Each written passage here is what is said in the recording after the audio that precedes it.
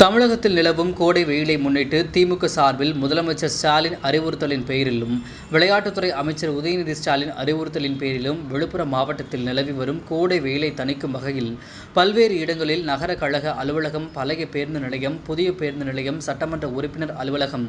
4 முனை சந்திப்பு, அரசு மருத்துவமனை என பல்வேறு இடங்களில் உயர்கல்வித்துறை அமைச்சர் பொன்முடி அவர்கள் நீர்மோர் பந்தலை திறந்து வைத்தார். அப்பொழுது விழுப்புரம் சட்டமன்ற உறுப்பினர் லட்சுமணன், மாவட்ட ஊராட்சி தலைவர் ஜெயச்சந்திரன் உள்ளிட்ட கழக நிர்வாகிகள் ஏராளமானோர் உடன் இருந்தனர்.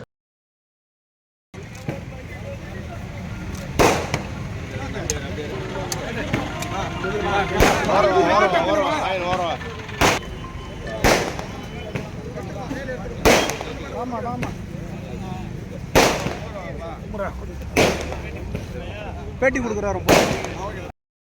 தளபதி தளபதி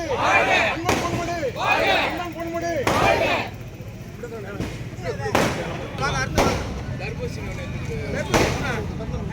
எடுத்து